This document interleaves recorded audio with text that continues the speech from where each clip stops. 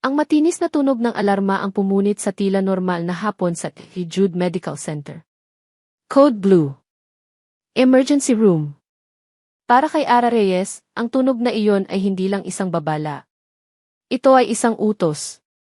Binitawan niya ang hawak na patient chart at kumaripas ng takbo, kasabay ng iba pang mga nurse at doktor na ang mga mukha ay nababalot ng parehong urgensya. Walang puwang para sa pag-iisip. Ang mga paa niya ay alam na ang daan, ang mga kamay niya ay handa na sa gagawin. Ang hangin ay mabigat sa tensyon at amoy ng antiseptic. Anong nangyari? Tanong niya sa isang junior nurse pagpasok sa ICC, habang mabilis na isinusuot ang isang pares ng guwantes. Middle-aged male, cardiac arrest, Ma'am Ara. Inatake habang naghihintay sa pila, sagot ng nurse, nanginginig ang boses. Tumango si Ara, ang kanyang mga mata ay mabilis na sinusuri ang sitwasyon. Isang lalaki ang nakahiga sa kama, walang malay. Isang doktor na ang pamilyar na mukha ay kay G.V. Santos ang nagsasagawa ng chest compressions. Gulo. Sigawan. Ang tunog ng monitor na tuloy-tuloy at walang buhay. Ihanda ang defibrillator, isang boses ang umalinggaw, puno ng otoridad at pagiging kalmado sa gitna ng kaguluhan. Isang boses na hindi niya dapat marinig dito. Isang boses na 8 taon na niyang pilit na kinakalimutan. Parang huminto ang mabilis na pagtakbo ng mundo ni Ara. Dahan-dahan niyang itinaas ang kanyang tingin mula sa pasyente patungo sa pinanggalingan ng boses. Nakatayo sa ulunan ng pasyente ay isang lalaki. Matangkad, nakasuot ng puting Amerikana ng doktor, ang buhok ay maayos na nakagupit. Ang kanyang panga ay mas tumalas, ang kanyang mga balikat ay mas lumapad. Pero ang mga matang iyon ang seryoso at nakatutok na mga matang iyon na minsan ay puno ng pagsinta kung tumingin sa kanya. Hindi siya pwedeng magkamali. Miguel de la Cruz, basa niya sa pangalang nakaburda sa dibdib nito. Parang isang suntok sa sikmura ang pangalan. Isang malakas na sampal mula sa nakaraan na hindi niya inaasahan. Si Migs. Nandito siya. Sa isang iglap, hindi na ang ingay ng EET ang naririnig ni Ara. Naririnig niya ang mga pangako 8 taon na ang nakalipas, sa ilalim ng isang puno ng mangga sa kanilang probinsya. Naririnig niya ang mga halakhak nila. Naririnig niya ang sarili niyang tinig, puno ng pangarap at pag-ibig. Tads, clear. Ang sigaw ni Miguel ang nagpabalik sa kanya sa kasalukuyan. Automatikong kumilos ang kanyang katawan, sumusunod sa mga taon ng pagsasanay. Inabot niya ang kailangan, ginawa ang nararapat. Pero ang isip niya ay nasa ibang lugar, sa ibang panahon. Charging to 200 joules. Flashback. Isang gabi, umiiyak siya sa balikat ng kanyang ina. Iniwan na niya ako, Nay. Paano na to? Paano na tayo? Clear. Yumanig ang katawan ng pasyente. Tumingin si Miguel sa monitor. Flatline pa rin. Resume compressions. Nurse Reyes, ikaw na sa timer at sa gamot, utos ni Miguel, ang kanyang boses ay walang emosyon, purong propesyonal. Ang pagbanggit niya sa apelyido niyang P. Reyes ay parang tunog ng isang estranghero. Napayuko si Ara, ayaw niyang magtama ang kanilang mga mata. Tumango siya, ang lalamunan niya ay tuyong-tuyo. Epinephrine, 1 mg now. Inihanda ni Ara ang syringe. Ang mga kamay niya, na dati hindi nanginginig kahit sa pinakamatinding operasyon, ay may bahagyang panginginig ngayon na pilit niyang itinatago. Flashback. Ang sulat na hindi niya naipadala. Migs, mahal, may sorpresa ako sa'yo. Magiging 3 na tayo. Umuwi ka na, please. Kailangan kita. Pushing epi, sabi niya, ang boses niya ay halos hindi lumabas. Good. 2-minute cycle starts now, sabi ni Miguel. 2 minuto. 2 minuto ng pagbomba sa dibdib ng isang tao para mabuhay, habang ang sariling dibdib ni Ara ay parang binobomba ng sakit at galit. Bawat segundo ay isang pagpapahirap. Bawat pagtingin niya sa mukha ni Miguel, ang konsentrasyon, ang determinasyon, ay isang paalala ng lalaking nangako sa kanya ng panghabang buhay pero iniwan siya nang wala man lang paalam. Paano siya nakarating dito? Bakit siya nandito? Pagkatapos ng 8 taon? Relatives check. Huminto ang compressions. Tumingin ang lahat sa monitor. Isang maliit na blip. Tapos isa pa. Mahina, pero mayroon. We have a pulse. Sinus Kirekida, sigaw ng isang residente. Isang kolektibong buntong hininga ng ginhawa ang pumuno sa silid. Pero si Ara ay hindi makahinga. Ngayong tapos na ang emergency, ang tindi ng sitwasyon ay bumabalik sa kanya na parang isang malaking alon. Kailangan niyang umalis. Ngayon na. Nagsimula siyang umatras, dahan-dahan, umaasang hindi siya mapapansin sa gitna ng pag-aayos ng mga gamit. Pero huli na ang lahat. Ara! Napatigil siya sa paghakbang. Nakatalikod pa rin siya, pero ang pagtawag niya sa pangalan niya ay parang isang kadenang pumulupot sa kanyang mga paa. Hindi na Nurse Reyes, kundi Ara. Huminga siya ng malalim, pinipilit na pakalmahin ang nagwawalang puso. Dahan-dahan siyang humarap, nagsuot ng isang maskara ng pagkawalang pakialam. Nakatayo si Miguel ilang talampakan mula sa kanya. Inalis na nito ang madugong guwantes. Ang mga mata niya ay hindi na mata ng isang doktor na nakatingin sa isang nurse. Ito na ang mga mata ni Migs na nakatingin kay Ara. Puno ng ano? Pagsisisi. Lungkot? Hindi niya masabi. At ayaw niyang alamin. We need to talk, sabi ni Miguel, mahina ang boses, para lamang sa kanilang dalawa. Ang 5 salitang iyon ang gumising sa lahat ng galit na 8 taon niyang itinago. Talk. Ngayon, pagkatapos ng lahat, hindi siya sumagot. Wala siyang masabi. Ang lahat ng salitang gusto niyang isigaw sa kanya ay parang mga tinik na bumara sa kanyang lalamunan. Kaya wala siyang ginawa. Tinalikuran niya si Miguel de la Cruz. Hindi siya naglakad. Halos tumakbo siya. Palayo sa kanya. Palayo sa multo ng kahapon na biglang nagkatawang tao sa harapan niya. Narinig niya itong tinawag ulit ang pangalan niya, pero hindi siya lumingon. Nagpatuloy lang siya sa mabilis na paglakad sa puting pasilyo ng ospital. Ang mga pader ay parang lumiliit, ang hangin ay parang nauubos. Ang tanging naririnig niya ay ang malakas na kabog ng sarili niyang dibdib at ang paulit-ulit na tanong sa kanyang isipan, bakit ngayon ka pa bumalik? Kung kailan maayos na ang lahat? Kung kailan payapa na ang buhay namin ng anak mo? Nakatayo si Miguel sa gitna ng pasilyo, ang braso ay nakabitin pa rin sa ere, kung saan dapat ay hinawakan niya si Ara. Pero wala na siya. Tanging ang malamig na hangin na iniwan ng kanyang pagtakbo ang kanyang naramdaman. Ang multo ng kahapon ay hindi lang nagpakita. Tinalikuran siya nito. Bumalik siya sa bago niyang opisina, isang kwartong malinis at walang katao-tao, na tila sumasalamin sa nararamdaman niya ngayon. Sumandal siya sa bintana, ang tanawin ng Cebu City sa labas ay malabo sa kanyang paningin. Ang tanging malinaw sa isip niya ay ang mga mata ni Ara. Puno ng galit. Puno ng sakit. At bakit? Dahil umalis siya. Hindi niya maintindihan. Ginawa niya lang naman ang pinapayo sa kanya. Ang pinakamabuti para sa lahat, ayon sa kanila. 8 taon. 8 taon siyang nabuhay sa paniniwalang ginawa niya ang tamang desisyon, kahit gaano pa ito kasakit.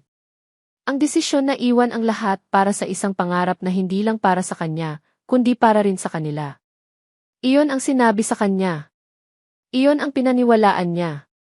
Naalala niya ang gabing iyon na parang kahapon lang. Nasa isang maliit na silid-aklatan siya sa Maynila, napapalibutan ng mga makakapal na libro ng medisina, nang tumunog ang telepono ng library. Flashback. Isang boses ng babae sa kabilang linya. Si Aling Lorna, ang nanay ni Ara. Ang boses nito ay basag at puno ng pighati. Miguel, ihoti. Tita. Bakit po? Anong nangyari? Si Ara po, tanong niya, ang puso niya ay biglang kumabog ng malakas. May mahabang katahimikan sa kabilang linya na sinundan ng isang hikbi. Wala na, Miguel. Wala na ang bata. Nalaglag siya. Parang gumuho ang mundo ni Miguel. Hindi siya makahinga. Ang bata ang anak nila. Si Ara po. Nasaan siya? Kailangan ko siyang makausap, pakiusap niya, nanginginig ang boses. Huwag na, iho, sagot ni Aling Lorna, ang boses ay matigas na ngayon. Ayaw ka na niyang makita. Sabi niya, kasalanan mo raw ang lahat. Sinisisi ka niya. Ang sabi niya, ituloy mo na lang ang pag-alis mo papuntang Amerika. Kalimutan mo na siya.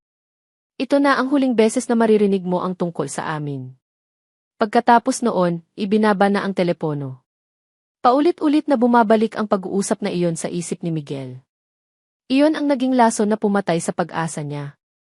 Ang sakit ng pagkawala ng anak nila na dinagdagan pa ng sakit ng pagtatakwil ni Ara. Kaya umalis siya. Dala-dala ang bigat ng isang kasalanang hindi niya alam kung paano itatama at ang pangako sa sarili na babalik siyang isang matagumpay na tao para patunayang hindi siya ang lalaking sumuko. Hindi niya na matiis ang loob ng opisina. Kailangan niya ng hangin. Kailangan niyang makalayo sa mga alaalang bumabalik. Naglakad siya ng walang tiyak na direksyon hanggang sa marating niya ang maliit na hardin sa gilid ng ospital. May iilang mga bangko, mga bulaklak at isang maliit na palaruan. At doon, nakita niya ito. Isang batang babae, siguro mga 6 o 7 taong gulang, ang mag-isang naglalaro sa duyan. Ang buhok nito ay itim at mahaba, nakatali sa 2 tirintas. May maliit na awit na namumutawi sa kanyang mga labi habang dahan-dahan niyang itinutulak ang sarili. May kung anong kapayapaan sa panonood sa kanya. Isang katahimikang kabaligtaran ng kaguluhang nagaganap sa isip at puso ni Miguel. Huminto siya sa di kalayuan, sumandal sa isang puno at pinanood lamang ang bata. Hindi niya alam kung bakit, pero hindi niya mayalis ang kanyang tingin. May kung anong pamilyar sa hubog ng kanyang ilong, sa paraan ng pagkurba ng kanyang mga labi habang siya'y nakangiti sa sarili. Sa sobrang pag-indayog, biglang nadulas ang paa ng bata sa duyan. Hindi naman ito malakas na pagbagsak, pero sapat na para mapaupo siya sa damuhan at mapahawak sa kanyang tuhod. Aray, mahinang sabi ng bata. Bago pa man makapag-isip, kumilos na ang mga paa ni Miguel. Bilang isang doktor, at bilang isang tao na may kung anong hindi maipaliwanag na koneksyon sa batang iyon, lumapit siya agad. Okay ka lang, miss? Tanong niya, ang boses niya ay malumanay. Umangat ang ulo ng bata. At sa sandaling iyon, parang huminto ang pag-ikot ng mundo ni Miguel. Ang mga mata. Ang mga matang iyon. Parang isang salamin ng nakaraan ang tumambad sa kanya. Ang mga mata ng bata ay hindi lang basta kahawig ng sa kanya. Ang mga iyon ay kanya. Ang parehong hugis, ang parehong kislap, ang parehong kulay ng maitim na kape. Nakita niya ang sarili niyang mga litrato noong bata pa siya. Ganitong ganito. Napatulala si Miguel. Ang hangin ay tila naubos sa kanyang baga. Okay lang po, sagot ng bata, medyo nahihiya. Nadulas lang po ako. May maliit na gasgas ang tuhod nito. Otomatikong lumuhod si Miguel para suriin ito. Tingnan ko. Hindi naman malalim. Kailangan lang linisin. Inilabas niya ang panyo mula sa kanyang bulsa. Ako nga pala si Iki Miguel. Ikaw, anong pangalan mo? Mumiti ang bata at sa ngiting iyon, nakita niya ang ngiti ni Ara. Ang kombinasyon ay nakakagulat. Serena po. Serena. Isang napakagandang pangalan. Serena, ulit niya, na para bang sinusubukan ang tunog nito sa kanyang dila. Huwag kang mag-alala, Serena. Magaling na doktor ako. Bahagyang tumawa ang bata.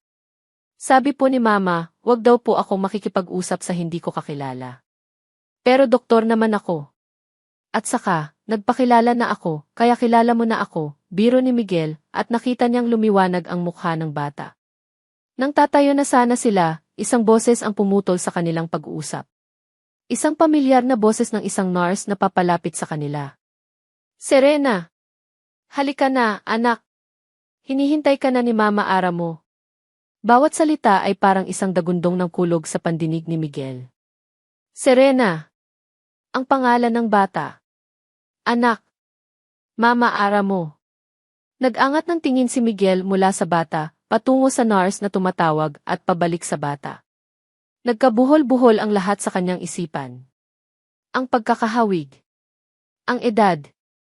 Ang pangalan ng ina. 8 taon. Ang batang ito ay mga 7. Posible ba? Ang sinabi ni Aling Lorna ang sinabi ni Ara, ayon sa kanya posible bang lahat iyon ay isang. Sige po, Miguel. Aalis na po ako, paalam ni Serena, na may isang matamis na ngiti bago tumakbo papalapit sa nurse. Naiwan si Miguel na nakaluhod sa damuhan, nakatulala, ang hawak na panyo ay mahigpit na nakakuyom sa kanyang palad. Ang katotohanang pinaniwalaan niya sa loob ng 8 taon ay biglang nagkaroon ng malaking bitak. At sa bitak na iyon, isang bagong katotohanan ang sumisilip, isang katotohanang may mga mata na katulad ng sa kanya. Hindi nalaglag ang bata. Hindi siya iniwan ni Ara dahil sa galit. Iniwan siya ni Ara dahil pinaniwalaan niyang iniwan niya ito. At ang anak nila ay buhay. At ang pangalan niya ay Serena. Pagkatapos niyang takasan si Miguel, nagtago si Ara sa isang bakanteng silid pahingahan hanggang sa matapos ang kanyang shift. Bawat minuto ay isang karayom na tumutusok sa kanyang dibdib. Ang bawat anino sa pasilyo ay inaakala niyang si Miguel na sumusunod sa kanya. Ang isip niya ay isang sirang plaka, paulit-ulit na ipinapakita ang mukha ni Miguel, paulit-ulit na tinatanong ang parehong tanong, bakit ngayon? Nang sa wakas ay tumunog ang hudyat ng pag-uwi, nagmamadali siyang kinuha ang kanyang mga gamit. Ang tanging nagpapakalma sa kanya ay ang isiping may isang maliit na anghel na naghihintay sa kanya. Ang kanyang lakas. Ang kanyang mundo. Ang kanyang si Serena. Dinampot niya si Serena mula sa daycare center sa loob ng compound ng ospital. Sa sandaling makita siya ng anak, lumiwanag ang mukha nito na parang isang munting araw. Mama, sigaw ni Serena, sabay takbo at yakap sa kanyang mga binti. Yumuko si Ara at niyakap ng mahigpit ang kanyang anak, nilalanghap ang matamis na amoy nito. Sa yakap ni Serena, panandali ang nawala ang lahat ng kanyang takot. Dito, sa maliit na bisig na ito, ligtas siya. Ligtas sila. Hi, baby ko. How was your day? Tanong ni Ara, pilit na pinapasigla ang kanyang boses. Pilit na humingiti kahit ang mga sulok ng kanyang bibig ay parang may pabigat. It was so fun, Mama. We painted today. It's painted you and me and Lola, masayang kwento ni Serena habang naglalakad sila papunta sa parking lot. And then played sa may garden. Tapos, Mama, I fell down. Pero don't worry, his nice doctor helped me. Napatigil si Ara sa paglalakad. Ang puso niya ay biglang kumabog ng mabilis. Doctor. Anong doktor, anak? Don't know his name, Mama. He was tall. He said he was a good doctor, sagot ni Serena, walang kamalay-malay sa epekto ng kanyang mga salita. Isang matangkad na doktor. Bago. Diyos ko. Posible kayang? Hindi. Hindi maaari. Nagkataon lang siguro. Pinilit ni Ara nang umiti ulit. That's good, anak. But remember what I told you. Don't talk to strangers, okay? But he was doctor, Mama, pangangatwira ni Serena. Sa kotse, habang nagmamaneho pa uwi, tahimik si Ara. Ang isip niya ay lumilipad. Ang mga kamay niya ay mahigpit na nakakapit sa manibela, ang mga buko ng daliri niya ay namumuti. Ang masayang pagkukwento ni Serena, tungkol sa araw nito, ay parang isang malayong tunog na lang sa kanyang pandinig. Ang dating pamilyar na daan pa uwi ay parang naging isang daan patungo sa isang hindi tiyak na hinaharap. Bawat kanto, bawat ilo trapiko, ay nagbibigay sa kanya ng pagkakataong isipin muli ang mukha ni Miguel. Pagdating nila sa kanilang maliit, ngunit maaliwalas na bahay, sinalubong sila ng kanyang ina, si Lorna, na may dalang isang ngiti. Oh, nandito na pala ang mga prinsesa ko, sabi ni Lorna, sabay halik sa pisngi ni Serena. Si Lorna ang naging sandalan ni Ara sa lahat ng bagay. Siya ang tumayong ama at lola kay Serena. Utang niya ang lahat sa kanyang ina. Lola! I have a story for you, sigaw ni Serena at hinila ang kanyang lola papasok. Naiwan si Ara sa may pintuan, pinapanood ang dalawa. Mahal na mahal niya ang eksenang ito. Ito ang kanyang santuwaryo. Isang pamilyang binuo niya kasama ang kanyang ina. Isang pamilyang hindi niya hahayaang sirain ng sinuman. Lalo na hindi ni Miguel. Anak, halika na. Handa na ang hapunan, tawag ni Lorna mula sa kusina. Sa hapagkainan, ang katahimikan ni Ara ay hindi nakaligtas sa mapanuring mata ng kanyang ina. Tahimik lang siyang kumakain, tinutusok-tusok ang kanyang isda, ang isip ay malayo. May problema ba sa trabaho, Ara? Tanong ni Lorna, ang boses ay puno ng pag-aalala. Umiling si Ara. Wala po, Nay. Pagod lang po siguro. Pero hindi naniniwala si Lorna. Kilala niya ang kanyang anak. Hindi ka ganyan kapag pagod ka lang. May bumabagabag sa'yo. Ano iyon? Huminga ng malalim si Ara. Alam niyang hindi siya titigilan ng kanyang ina. At marahil, kailangan niya ring sabihin ito sa isang tao. Kailangan niyang ilabas ang bigat sa kanyang dibdib. Naini. Panimula niya, ang boses ay nanginginig. Nagkita kami. Ang kutsara na hawak ni Lorna ay biglang huminto sa ere. Ang ngiti sa kanyang mukha ay dahan-dahang naglaho, napalitan ng isang ekspresyon ng pag-aalala at pagkatakot. Nagkita? Sinong nagkita? Hindi na kailangan pang sabihin ni Ara ang pangalan. Alam na nila pareho. Si Miguel, bulong ni Ara. Nandito siya. Sa ospital. Bagong doktor doon. Parang isang bomba ang sumabog sa gitna ng kanilang hapagkainan. Natahimik si Serena, nararamdaman ang tensyon sa pagitan ng kanyang ina at lola. Ang mukha ni Lorna ay nagbago. Ang malambot na ekspresyon ay naging matigas. Anong ginagawa niya dito?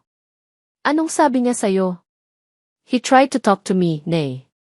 Pero umalis ako, sabi ni Ara, ang mga luha ay nagsisimula ng mamuo sa kanyang mga mata.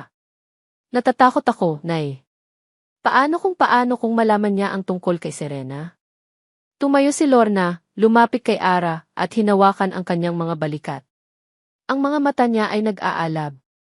Hindi niya malalaman. Hindi natin hahayaan. Wala siyang karapatan, Ara. Tandaan mo yan. Siya ang nang-iwan. Siya ang tumalikod sa inyo. Ang mga salita ni Lorna ay ang mga salitang paulit-ulit na sinasabi ni Ara sa sarili sa loob ng 8 taon. Ang mga salitang nagpapatigas sa kanyang puso. Anak, pakinggan mo ako, sabi ni Lorna, ang boses niya ay malumanay pero may diin. Ginawa ko ang lahat para itaguyod kayo ni Serena. Nagtrabaho ako ng doble. Isinuko ko ang sarili kong mga pangarap para sa inyo. Huwag mong hayaang sirain ulit ng lalaking iyon ang buhay mo. Ang buhay na binuo natin. Naiintindihan mo ba? Tumango si Ara, pinupunasan ang kanyang mga luha. Tama ang kanyang ina. Palagi siyang tama. Ngunit sa gitna ng kanilang pag-uusap, isang tunog ang pumutol sa kanilang lahat. Isang katok sa pinto. Malakas. Desidido. Nagkatinginan si Ara at ang kanyang ina. Sino ang kakatok ng ganoong oras ng gabi? Dahan-dahang lumakad si Ara papunta sa pinto, ang puso niya ay kumakarera. Ang bawat hakbang ay mabigat. May masama siyang kutob.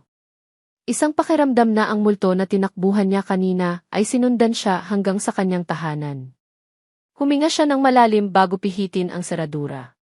Pagbukas niya ng pinto, ang kanyang pinakamatinding kinatatakutan ay nagkatotoo. Nakatayo doon si Miguel. Ang mga mata niya ay hindi na tulad ng kanina sa ospital na naguguluhan. Ngayon, ang mga ito ay puno ng pinaghalong sakit at isang nakakatakot na determinasyon. Tumingin siya lagpas kay Ara, patungo sa loob ng bahay, kung saan nakatayo si Serena sa likod ng kanyang lola. Pagkatapos ay ibinalik niya ang kanyang tingin kay Ara. Ara, sabi ni Miguel, ang boses niya ay basag ngunit matatag. Kailangan nating mag-usap. Nagbaba siya ng tingin, at ang mga sumunod na salitang binitawan niya, ay ang mga salitang sumira sa lahat ng pader na itinayo ni Ara sa loob ng 8 taon. Tungkol sa anak mo. Ang mga salitang binitawan ni Miguel ay parang isang bato na ibinagsak sa isang tahimik na lawa, lumilikha ng mga alon ng gulat at takot na bumalot sa maliit na sala. Tungkol sa anak mo. Nakita ni Miguel ang pagbabago sa mukha ni Ara. Ang manipis na pader ng katapangan na itinayo nito kanina ay gumuho, at ang nakita niya ngayon ay ang dalisay na takot. Sinubukan nitong isara ang pinto, isang mabilis at desperadong kilos. Pero handa na si Miguel. Mabilis niyang iniharang ang kanyang kamay, pinipigilan ang pagsara ng pinto. Ang sakit ng pagtama ng kahoy sa kanyang kamay ay walang-wala kumpara sa sakit na nararamdaman niya sa kanyang puso. Hindi, Ara. Hindi ngayon, sabi niya, ang boses niya ay mababa at puno ng diin. Hindi mo na ako matatakbuhan. Umalis ka na, sigaw ni Ara, tinutulak ang pinto, pero hindi gumagalaw si Miguel. Wala tayong dapat pag-usapan. Sa likuran ni Ara, lumabas si Aling Lorna, hinila si Serena sa kanyang likod para protektahan ito. Ang mukha ng matanda ay puno ng galit. Hindi mo ba narinig? Umalis ka na. Wala kang karapatan dito sa pamamahay namin. Tumingin si Miguel kay Aling Lorna, isang mabilis na sulyap ng paggalang na may bahid ng sakit. Pasensya na po, tita, pero ang kailangan kong kausapin ay si Ara. Ibinalik niya ang kanyang tingin kay Ara, ang mga mata niya ay nagmamakaawa ngunit matatag. Nakita ko siya, Ara. Sa Hardin. Nakita ko siya kanina. Bawat salita niya ay mabigat. Bawat salita ay isang akusasyon. Naglaro kami. Nag-usap kami. At habang tinitingnan ko siya, Ara, mga mata ko ang nakita ko sa kanya. Ang ngiti mo, pero ang mga mata ko. Nakita niya ang paglunok ni Ara. Ang pag-aatubili. Ang pagtanggi. Ano ang gusto mong marinig? Biglang sumabog si Ara, ang kanyang boses ay basag sa pinaghalong galit at pighati. Ang mga luha na kanina pa niya pinipigilan ay sunod-sunod ng pumatak. Nawinasak mo ang buhay ko at iniwan akong mag-isa para palakihin siya. Na sa bawat araw sa loob ng 8 taon, kinailangan kong mag-isang harapin ang lahat. Na kinailangan kong maging nanay at tatay sa kanya dahil bigla ka na lang naglaho na parang bula. Ang bawat salita ay isang sampal sa mukha ni Miguel. Gusto niyang sumigaw pabalik. Gusto niyang sabihin na siya rin ay nasaktan, na siya rin ay niloko, na pinaniwalaan siyang patay na ang kanilang anak. Ngunit alam niyang hindi ito ang tamang oras. Ang kailangan niya ay ang katotohanan. Ang simpleng katotohanan. Huwag nating pag-usapan ang nakaraan, Ara, sabi ni Miguel, ang kanyang boses ay kalmado na ngayon, isang nakakatakot na kalma. Pinutol niya ang lahat ng drama, lahat ng emosyon. Isang tanong, isang sagot. Lumapit siya ng isang hakbang, ang kanyang mga mata ay hindi bumibitaw sa mga mata ni Ara. Ang buong mundo nila ay lumiit sa espasyo sa pagitan nilang dalawa sa may pintuan. Anak ko ba siya? Ang tanong ay binitawan niya ng dahan-dahan, bawat pantig ay may bigat. Walang sagot si Ara. Umiiyak lang siya. Sagutin mo ako, Ara, sigaw ni Miguel, ang kanyang pasensya ay tuluyan ng naubos. Ang sakit ng 8 taon ay sumabog sa isang sigaw. Oh, hindi. Ang katahimikan na sumunod ay nakakabingi. Tanging ang hikbi ni Ara at ang mabilis na paghinga ni Aling Lorna ang maririnig.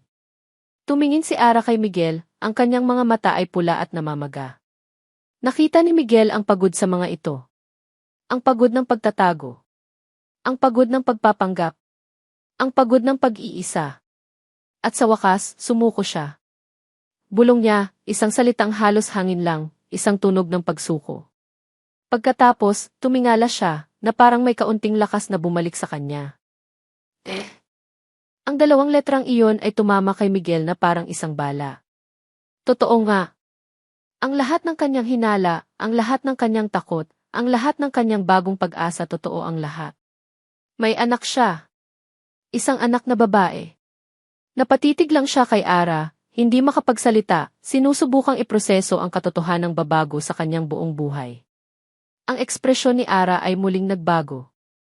Ang pagsuko ay napalitan ng isang huling pagsiklab ng galit at pagtatanggol. Anak mo si Serena, sabi niya, ang boses ay nanginginig sa galit. Ngayon, masaya ka na? Nakuha mo na ang gusto mo. At bago pa makasagot si Miguel, ibinuhos ni Ara ang lahat ng natitira niyang lakas. Umalis ka na at huwag nang bumalik kailanman. Blag! Isinara niya ng buong lakas ang pinto sa mukha ni Miguel. Ang tunog ay umalinggaw sa tahimik na gabi, isang marahas na tuldok sa isang pag-uusap na 8 taon nang dapat nangyari. Naiwan si Miguel sa labas, sa dilim, nakatayo sa harap ng saradong pinto. Ang sakit sa kanyang kamay ay wala na.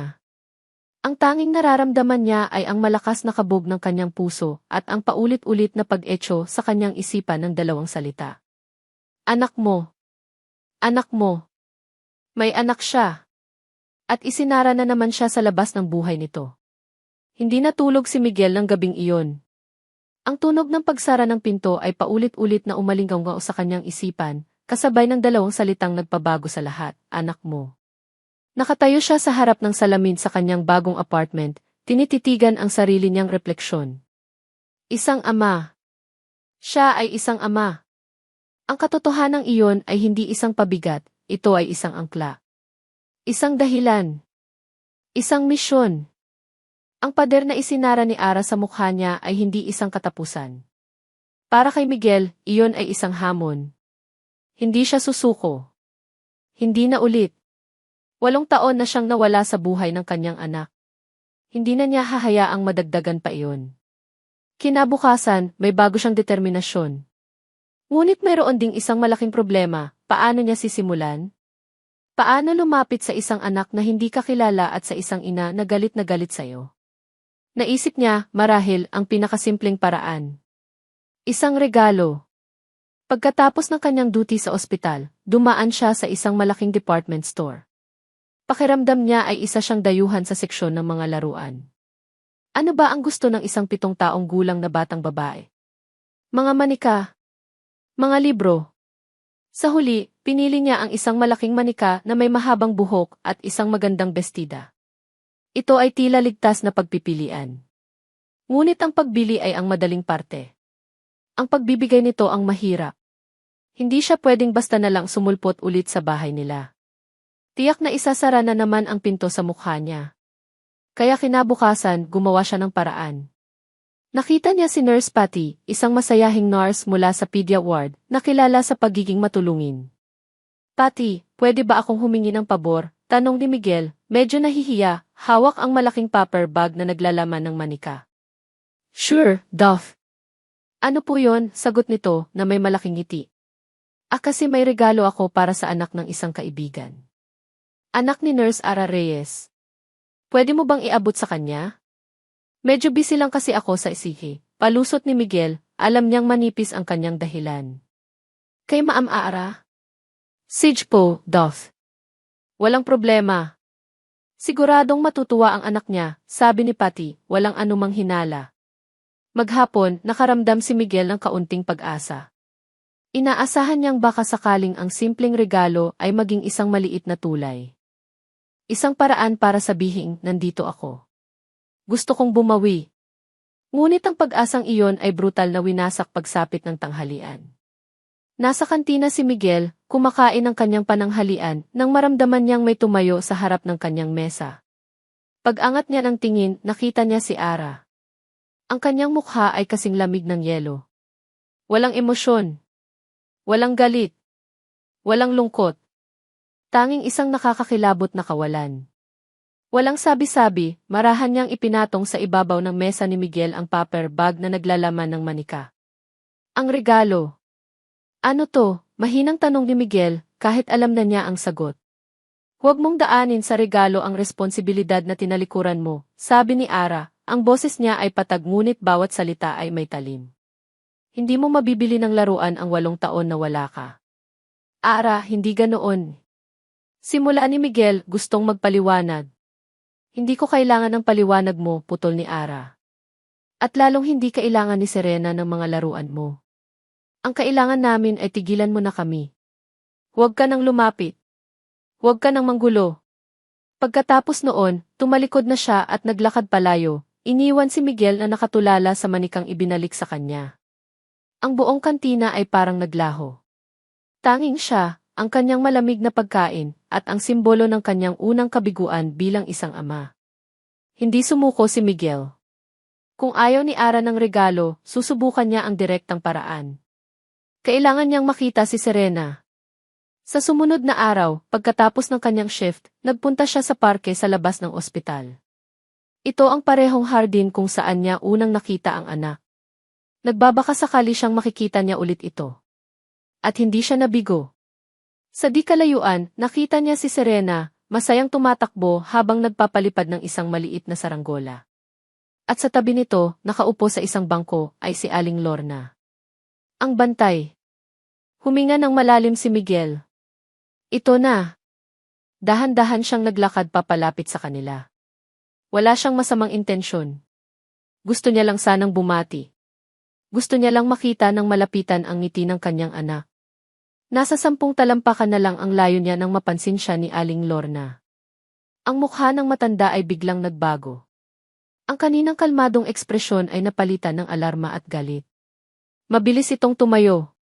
Serena! Halika na rito, anak. Uwi na tayo, sigaw ni Aling Lorna, ang boses ay matigas. Bago pa man makalapit si Miguel, hinila na ni Aling Lorna ang kamay ni Serena at mabilis na naglakad palayo sa kabilang direksyon. Bago sila tuluyang makalayo, lumingon si Aling Lorna at binigyan si Miguel ng isang tingin na nagsasabing subukan mo lang. Naiwan si Miguel na nakatayo sa gitna ng parke, parang isang estatwang gawa sa kabiguan. Ang determinasyon niya ay unti-unting napapalitan ng frustrasyon. Paano siya lalaban kung ang kalaban niya ay dalawang pader na hindi niya kayang gibain?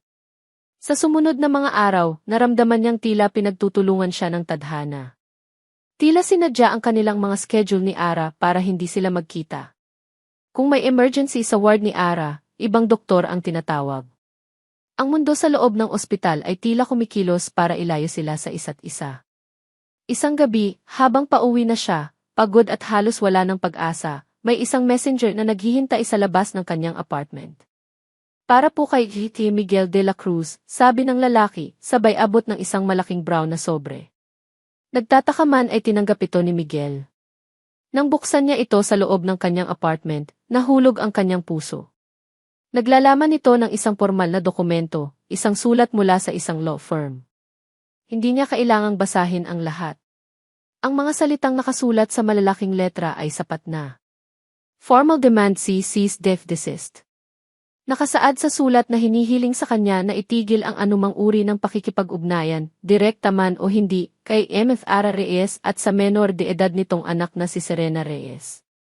Anumang pagtatangka na lumapit, tumawag, o magpadala ng regalo ay ituturing na harassment at magiging basehan para sa isang temporary restraining order. Napaupo si Miguel sa kanyang sopa, ang papel ay nanginginig sa kanyang mga kamay. Ito ay hindi na lang basta galit ni Ara. Ito ay isang kalkuladong hakbang. Isang legal na banta. At alam niya, sa kaibuturan ng kanyang puso, kung sino ang may kakayahang gumawa nito. Ito ay may pirma ng takot at pagmamanipula ni Aling Lorna.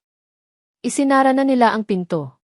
Ngayon, isinasara na rin nila ang batas sa pagitan niya at ng kanyang anak. Ang sulat mula sa abogado ay ang huling patak na halos umapaw sa baso ng pagtitiis ni Ara. Ang bigat na nararamdaman niya ay hindi na lang dahil sa pagbabalik ni Miguel.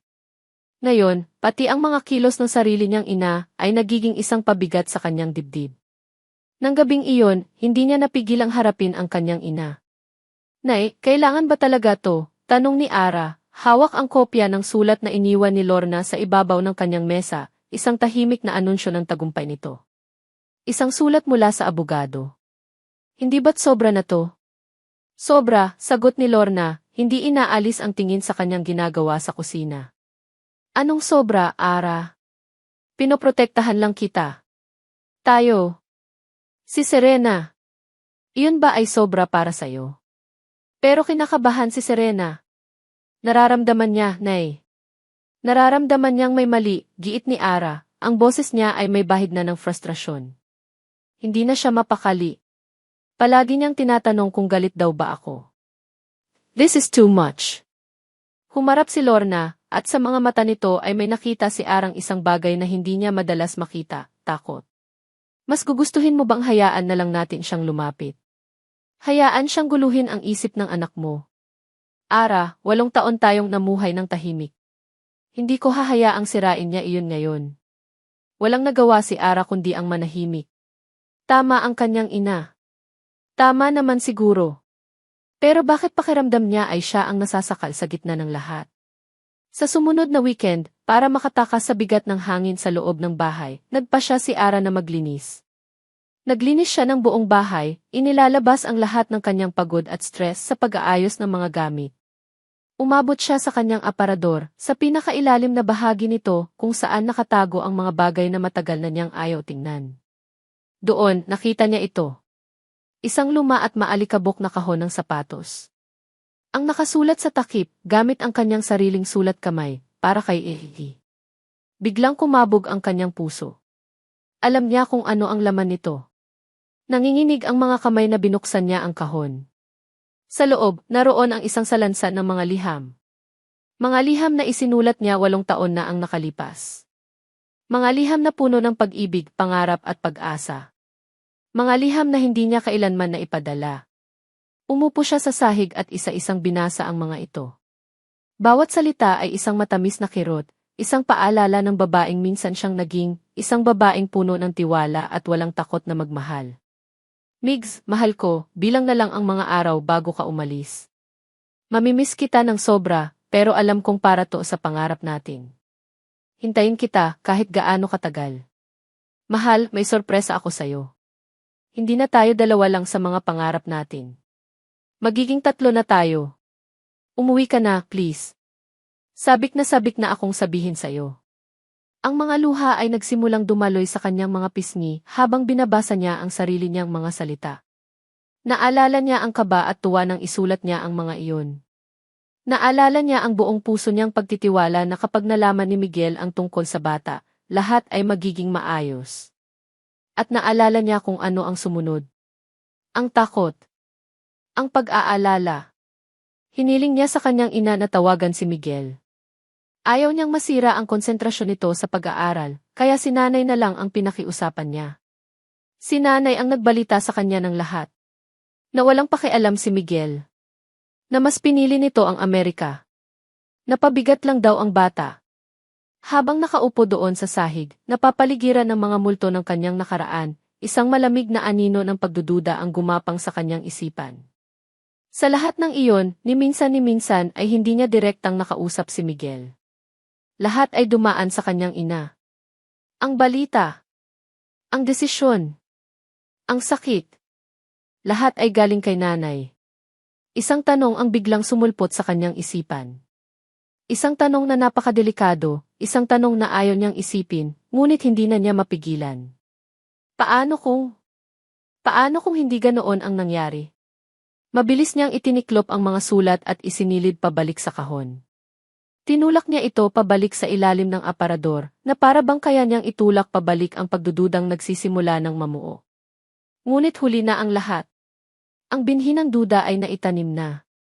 Kinagabihan, sa parking lot ng ospital, habang papasok siya sa kanyang kotse, pagod mula sa mahabang araw ng trabaho at sa bigat ng kanyang mga iniisip, isang anino ang humarang sa kanyang daraanan.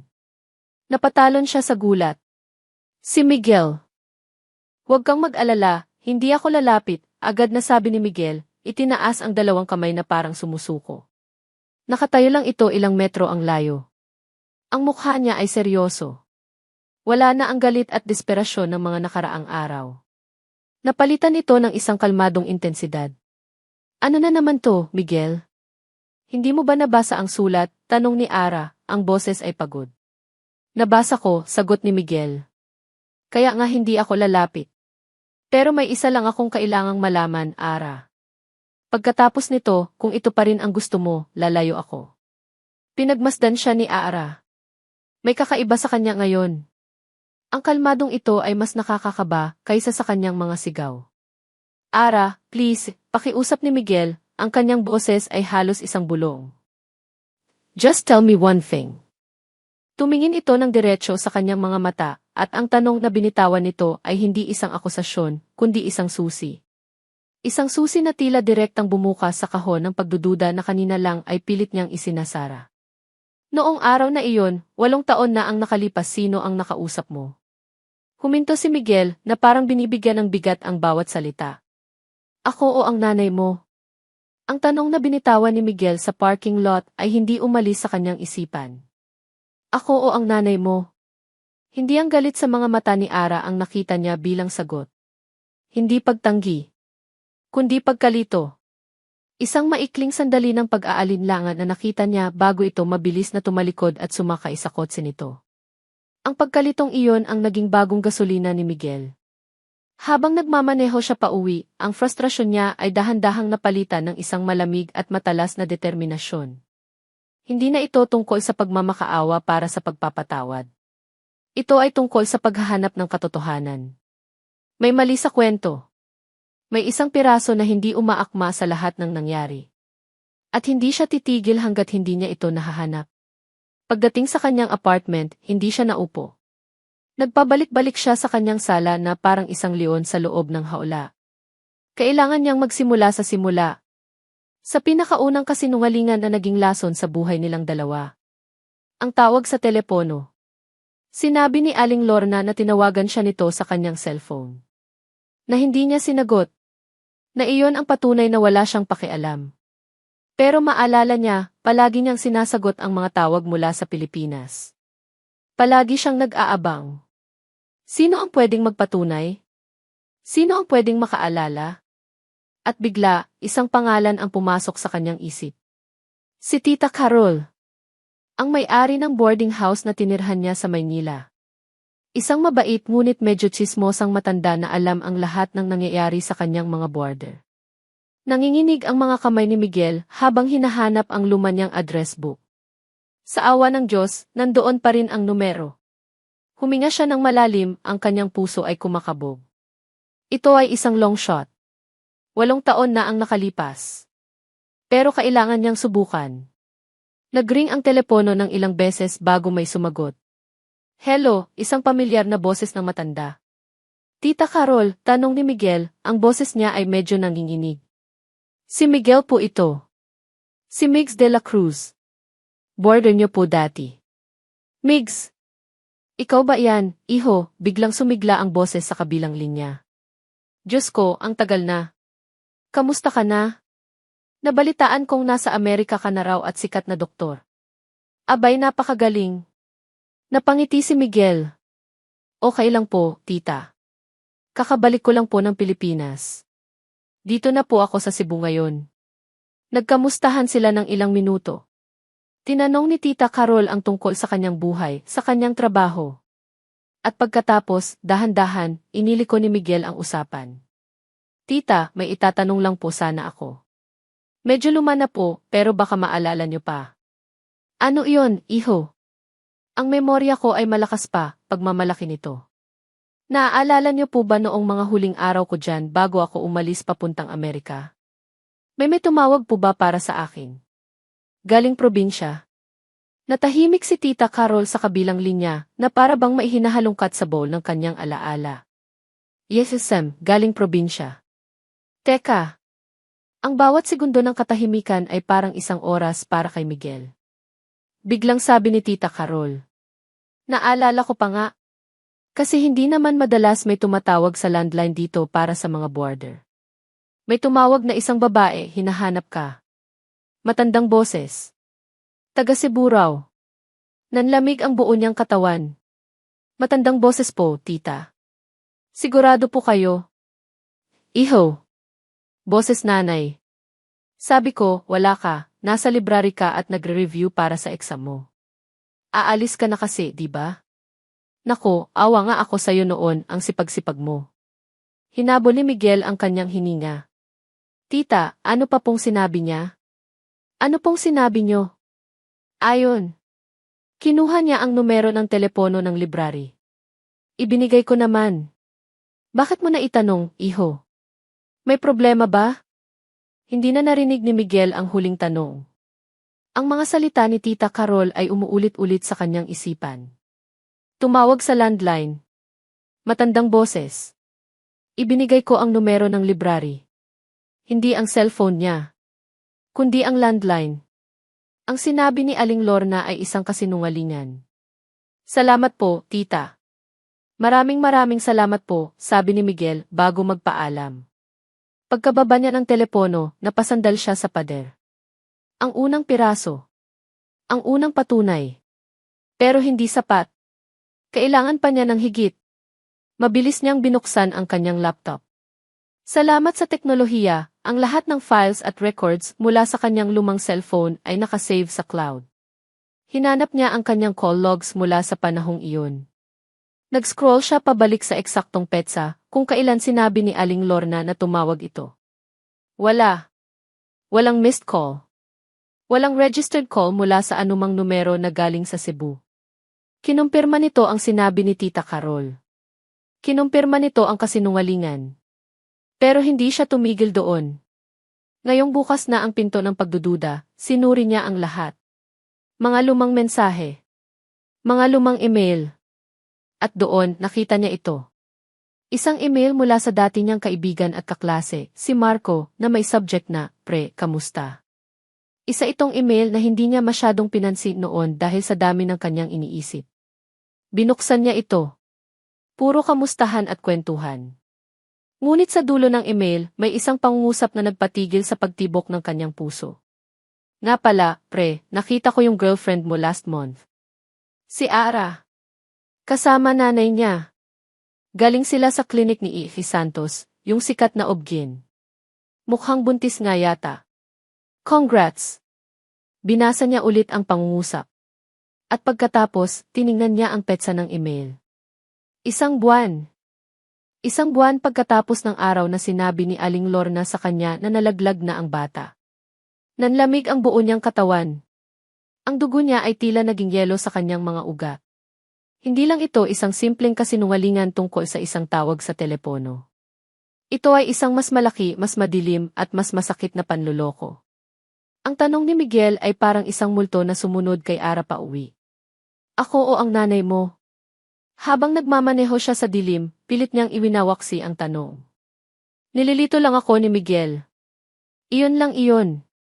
Gusto niyang sirain ang tiwala ko kay nanay para makuha niya ang gusto niya. Isang desperadong hakbang mula sa isang desperadong tao. Pero kahit anong pilit niyang paniwalain ang sarili, ang binhi ng duda ay naitanim na. At sa katahimikan ng gabi, nagsimula itong tumubo. Sa sumunod na mga araw, nagbago ang paraan ng pagtingin ni Ara sa kanyang ina. Ang dating walang hanggang tiwala ay napalitan ng isang mapanuring mata. Pinagmamasdan niya ang bawat kilos, pinakikinggan ang bawat salita, naghahanap ng kahit anong butas sa kwentong 8 taon na niyang pinaniniwalaan. Nakikita niya ang pag-aalala sa mga mata ni Lorna sa tuwing mababanggit ang pangalan ni Miguel. Nakikita niya kung paano nito mabilis na ibinabaling ang usapan. Dati, iisipin niyang pag-aalala lang iyon para sa kanya. Ngayon, iba na ang kahulugan nito sa kanya. Parang pag-iwas. Parang pagtatago. Isang gabi, habang nag-uusap sila sa sala at natutulog na si Serena, nagpasya si Ara na subukan ang isang bagay. Nagkunwari siyang nag-iisip ng malalim. Nay, panimula niya, ang boses ay kalmado at tila nagbabalik tanaw lang. Naalala ko lang. Noong tinawagan niyo si Migs para sabihin yung nangyari saan niyo po siya tinawagan? Sa cellphone niya ba o sa landline ng dorm niya? Ang tanong ay simple at tila walang mali siya. Ngunit para kay Ara, ito ay isang patibong. Nakita niya ang halos hindi mapansing pagtigil sa paggalaw ng kanyang ina.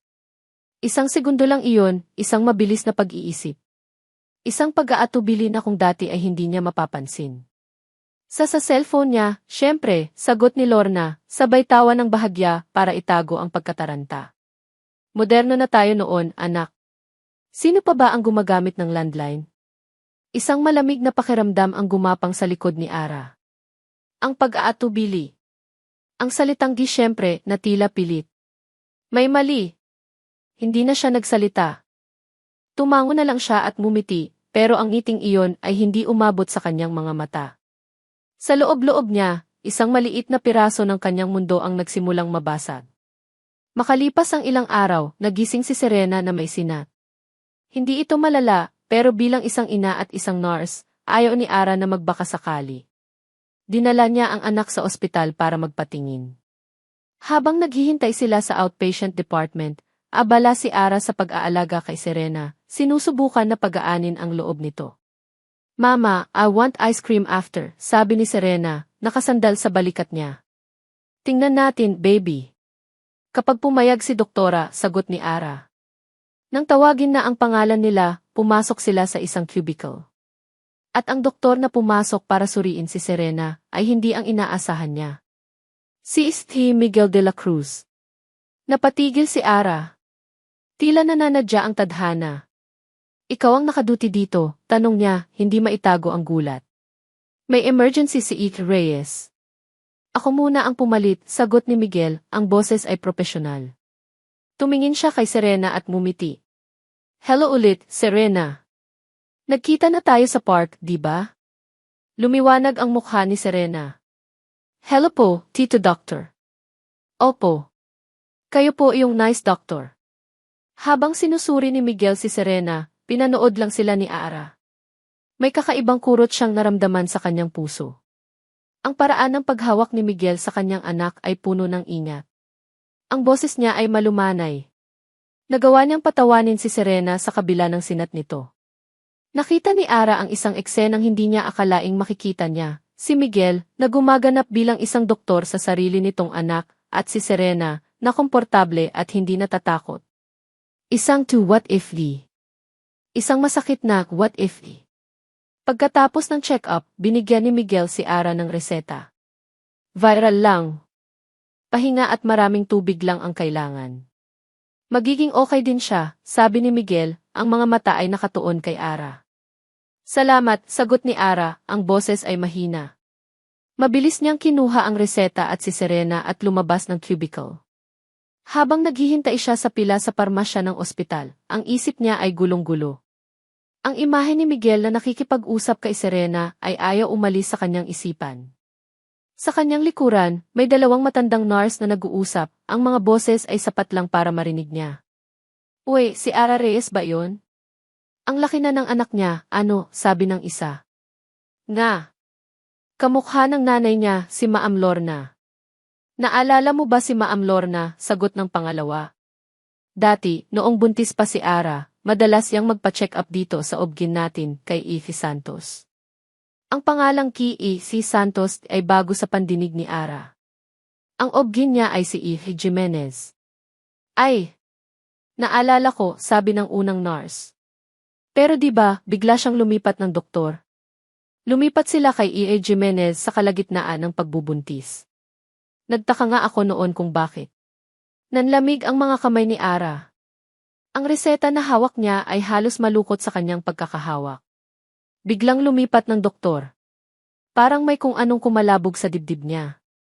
Ang isang simpleng usapan ng dalawang estranghero ay nagbukas ng isa na namang pinto ng pagdududa. Isang pinto na mas malaki at mas madilim. Bakit sila lumipat ng doktor? Bakit hindi ito kinuwento ng kanyang ina? Ang email ni Marco ay hindi lang isang ebidensya. Ito ay isang mapa. Isang mapa na nagtuturo sa isang pangalan, Ify Santos.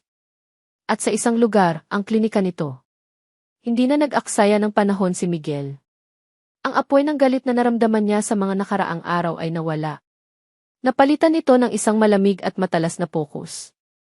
Hindi na siya isang biktimang nagrereklamo. Isa na siyang investigador na naghahanap ng katotohanan. Kinabukasan, pagkatapos ng kanyang duty, nagmaneho siya papunta sa luma at kilalang klinika ni Ify Ricardo Santos. Naalala niya ang pangalan.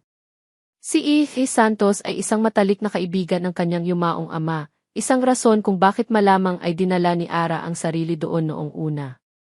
Ang klinika ay tahimik, halatang hindi na kasing abal tulad ng dati.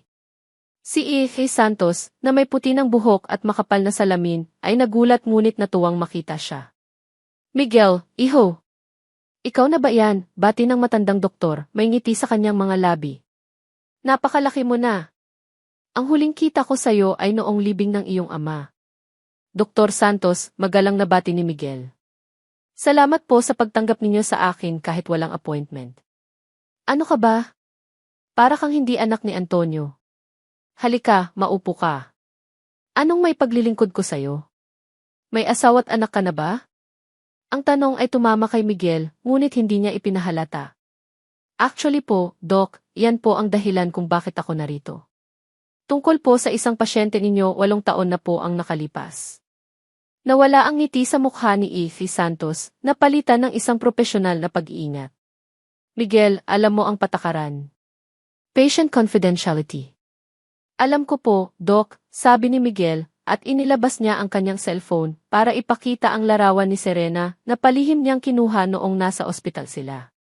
Pero hindi po ito tungkol sa isang ordinaryong pasyente. Tungkol po ito sa anak ko. Tiningnan ni Ify Santos ang larawan. Nakita ni Miguel ang pagbabago sa ekspresyon nito. Ang pagkilala. Kamukhang-kamukha mo, Miguel. Doc, nagmamakaawa po ako. May mga bagay na hindi tugma. May mga kasinungalingang sinabi sa akin. Kailangan ko lang pong malaman ang katotohanan. Ang pangalan po ng pasyente ay Ara Reyes. Nag-alinlangan si Ify Santos. Tiningnan niya si Miguel at nakita niya sa mga mata nito, hindi lang ang kuryosidad, kundi ang malalim na sakit ng isang amang naghahanap. Sumunod ka sa akin, sabi ng matandang doktor, bumuntong hininga. Dinala siya ni E.F. Santos sa isang maliit na silid sa likod ng klinika. Ang silid ng mga lumang files. Amoy papel at alikabok. Ang tensyon sa loob ng silid ay mas mabigat kaysa sa alikabok sa hangin. Hinanap ni E.F. Santos ang file. H. Reyes, Ara. Kinuha niya ang isang manipis na folder. Nanginginig ang mga kamay ni Miguel habang binubuksan ni E.F. Santos ang folder sa ibabaw ng isang mesa. Ang puso niya ay kumakarera. Ayon sa record dito, Miguel, panimula ni E.F. Santos, binabasa ang mga nota. Ang pasyente ay pumasok dito noong 8 taon na ang nakalipas. Confirmed pregnancy. Ang lahat ng resulta ng kanyang mga unang test ay normal. Seemed to be a very healthy pregnancy. Walang komplikasyon, Dok. Walang banta ng pagkalaglag, tanong ni Miguel, hinahabol ang hininga. Umiling si E.F. Santos. Wala. Sa katunayan, very stable ang lahat. Isang normal at malusog na pagbubuntis. Kinumpirma nito ang kanyang hinala. Ang pagkalaglag ay isang kasinungalingan. Pero mayroon pa. Alam niyang mayroon pa. Patuloy na binasa ni E.F. Santos ang mga nota. Bigla siyang huminto. Kumunot ang kanyang noo. Ito ay kakaiba. Ano po iyon, Doc? May nota dito na isinulat ko. Patient's mother, Lorna Reyes, requested a separate consultation. Expressed extreme anxiety about daughter's future. Inquired about options. Napatingin si Miguel kay E.F. Santos. Hiwalay na konsultasyon. Si Tita Lorna. Naaalala ko na ngayon, sabi ni E.F. Santos. Nag-aalala raw siya ng husto. Paano raw ang kinabukasan ng anak niya kung itutuloy ang pagbubuntis? Na baka masira ang buhay niya dahil masyado pa siyang bata. Ang bawat salita ay parang isang piraso ng puzzle na unti-unting nabubuo sa isipan ni Miguel at ang larawan na lumalabas ay isang nakakapangilabot na imahe ng panlilinlang. Doc, pwede ko po bang makita ang buong folder? Pakiusap ni Miguel. Ibinigay ito ni A.C. Santos sa kanya. Nanginginig ang mga kamay ni Miguel habang isa-isa niyang tinitingnan ang bawat papel. Mga resulta ng laboratorio. Mga reseta ng bitamina. At sa pinakalikod, nakasuksok sa isang maliit na sobre, ay isang piraso ng papel. Isang manipis na papel. Isang carbon copy ng isang resibo. Official receipt, as to Santos Obgyn Clinic. Received from Lorna Reyes. For private consultation. Date, October 14 na, 2015. Nanigas si Miguel. Ang petsa. October 14 na, 2015. Iyon. Ang araw. Iyon ang eksaktong araw na tinawagan siya ni Aling Lorna sa library para sabihing nalaglag na ang bata. Ang resibo ay hindi lang isang piraso ng papel. Ito ang resibo ng pagtataksil. Ito ang pisikal na ebidensya ng isang kasinungalingang sumira sa buhay nilang lahat. Habang si Miguel ay nasa Maynila at nagluluksa sa pagkawala ng kanyang anak, ang ina ni Ara ay nasa klinika, nagpaplano kung paano siya tuluyang aalisin sa eksena. Napasandal si Miguel sa pader, ang resibo ay nanginginig sa kanyang kamay. Ang pakiramdam ay hindi galit. Ito ay isang malalim at nakakalamig na pagkabigla. Isang pakiramdam na ang buong pundasyon ng kanyang nakaraan ay gawa pala sa kasinungalingan. Miguel, ayos ka lang? Tanong ni A.F. Santos, nag-aalala. Hindi makasagot si Miguel. Teka, sabi ni A.F. Santos, na para bang may biglang naalala. May isa pa. Ngayon ko lang naalala. May kinalaman sa petsang iyan. Tumingin si Miguel sa kanya, ang kanyang mga mata ay walang laman. May record dito ng isang outgoing call mula sa opisina ko papunta sa SEAD Embassy noong linggong iyon. Tinatanong ang tungkol sa mga requirements para sa student visa. Huminga ng malalim si E.F. Santos bago sabihin ang mga huling salita. Ang nanay ni Ara ang nagtanong. Ang mga sumunod na araw ay isang malabong panaginip para kay Ara.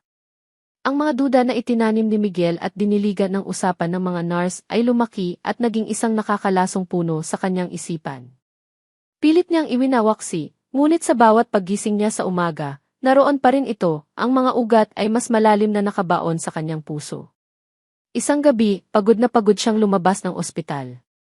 Ang tanging gusto niya ay umuwi at yakapin si Serena. Ngunit paglabas niya sa exit, nakita niya si Miguel. Nakatayo lang ito sa ilalim ng isang poste ng ilaw, naghihintay. Wala na ang galit sa mga mata nito, wala na ang desperasyon. Ang nakita ni Ara ay isang malalim at nakakakilabot na kalungkutan.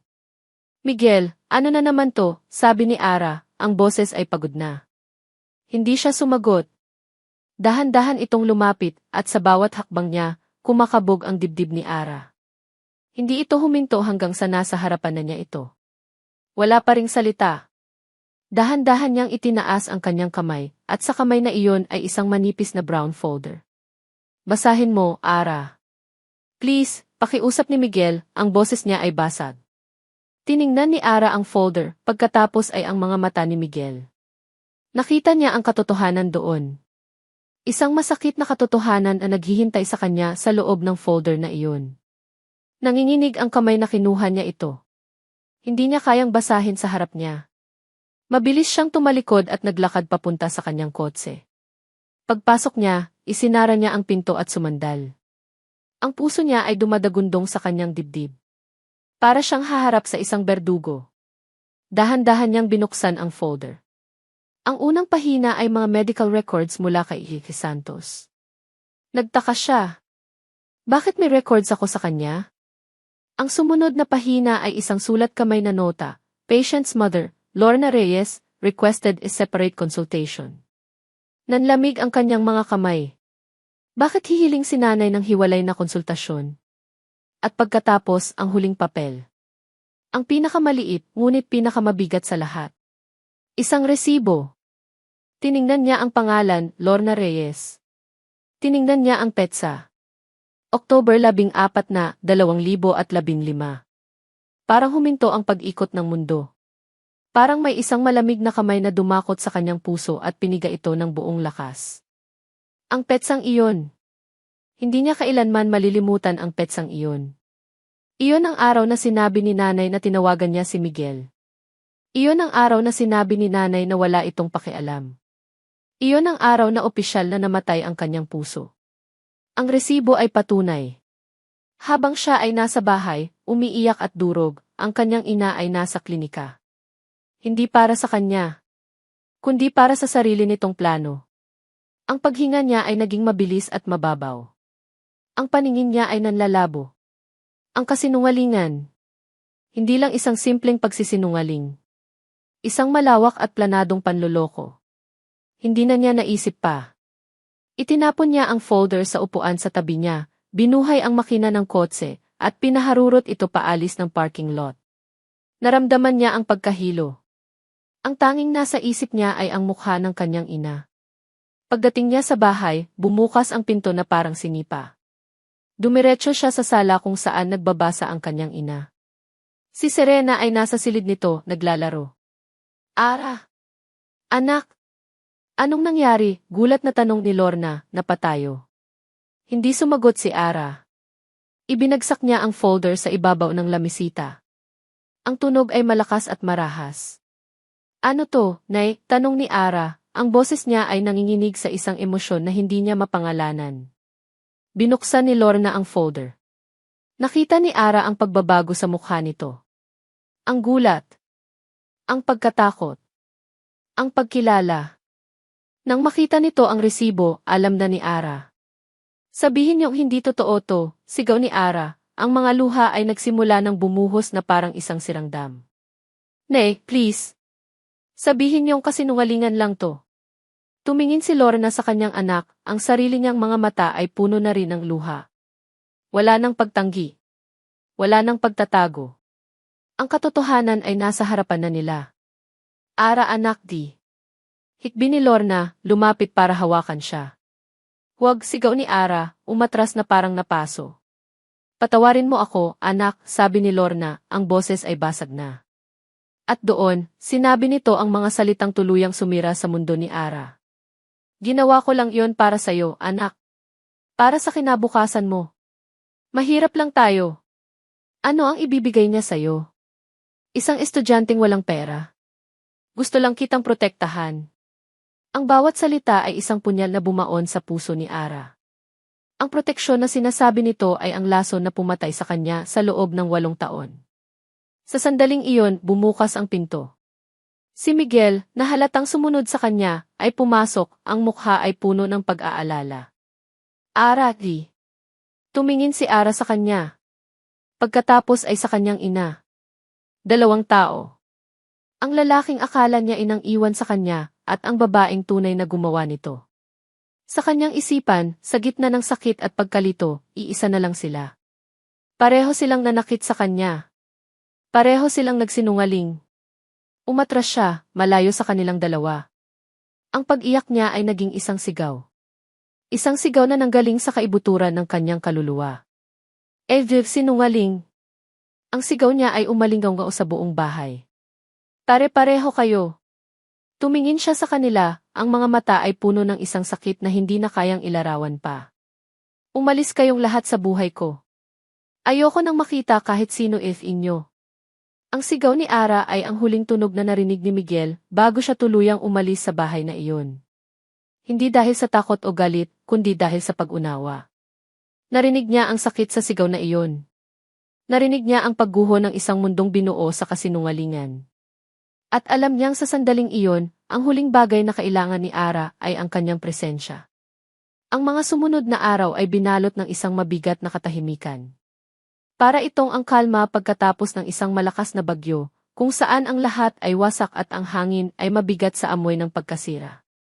Hindi na sinubukan ni Miguel na lumapit kay Ara. Hindi siya tumawag. Hindi siya nag-text. Alam niyang anumang pagtatangka na gawin iyon ay parang pagbuhos lang ng gasolina sa apoy. Sa halip, ginawa niya ang isang bagay na hindi niya ginawa 8 taon na ang nakalipas, naghintay siya. Nagbigay siya ng espasyo.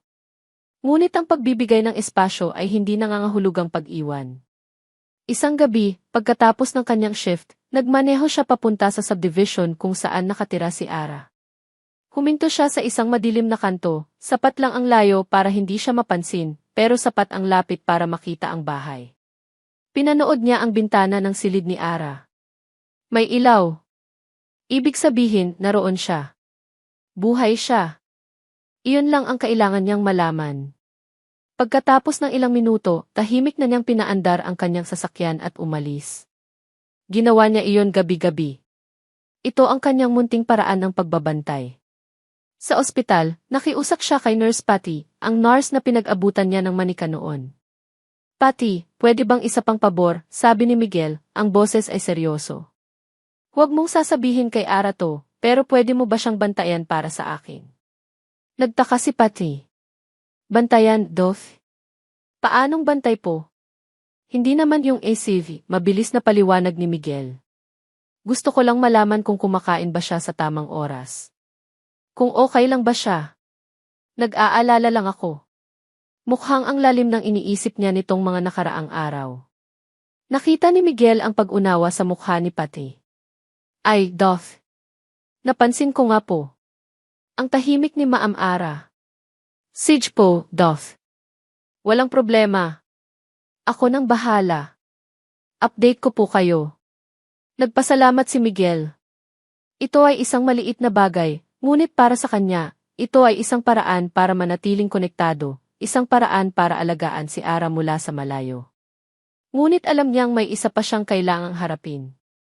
Isang multo mula sa nakaraan na kailangan niyang kausapin, hindi para sa sarili niya, kundi para kay Ara.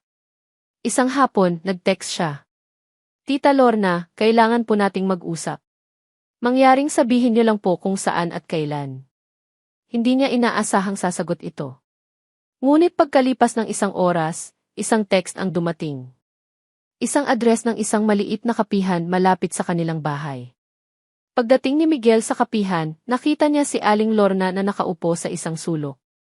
Sa unang pagkakataon, nakita niya ito hindi bilang isang matigas na pader, kundi bilang isang babaeng mukhang tumanda ng 10 taon sa loob lang ng ilang araw.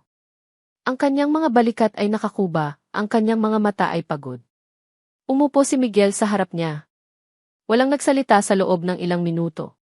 Ano ang kailangan mo, Miguel? Basag ni Lorna sa katahimikan, ang boses ay mahina at walang lakas. Tiningnan siya ni Miguel, hindi ng galit, kundi ng isang malalim na kalungkutan. Gusto ko lang pong maintindihan, tita. Bakit? Nakita niya ang pagpipigil ng luha sa mga mata ni Lorna. Umiling ito. Hindi mo maiintindihan. Subukan niyo po, sabi ni Miguel, ang boses ay kalmado. Dahil ang hindi ko maintindihan ay kung paano ninyo nagawang tingnan ang anak ninyo sa mata araw-araw sa loob ng 8 taon, alam na alam ninyong kayo ang dahilan ng pinakamalaking sakit na dinadala niya. Doon na bumigay si Lorna. Ang mga luha ay sunod-sunod na pumatak. Natakot ako, Miguel. Natakot ako para sa kanya. Nakita ko ang sarili ko sa kanya. Maaga akong nabuntis, iniwan ng ama ng anak ko. Ayokong maranasan niya ang hirap na dinanas ko. Estudyante ka pa lang noon. Walang-wala. Ano ang maibibigay mo sa kanila? Pangarap. Hindi nabubuhay ang bata sa pangarap. Hinayaan lang ni Miguel na magsalita ito, na ilabas ang lahat ng takot na itinago nito sa loob ng maraming taon. Nang matapos ito, huminga ng malalim si Miguel. Naiintindihan ko po ang takot nyo, sabi niya, at sa boses niya ay may katapatan. Naiintindihan ko po kung saan kayo nanggagaling. Pero ninakaw niyo po sa akin ang anak ko. Tumingin siya ng diretso sa mga mata ni Lorna. At ninakaw niyo kay Ara ang katotohanan. Hinayaan niyo siyang isipin na isa siyang biktima ng isang lalaking duwag, pero ang totoo, biktima siya ng pagmamahal na naging makasarili. Walang naisagot si Lorna. Yumuko lang ito at umiyak ng umiyak. Tumayo na si Miguel. Hindi na niya kailangan pang manatili. Nasabi na niya ang kailangan niyang sabihin.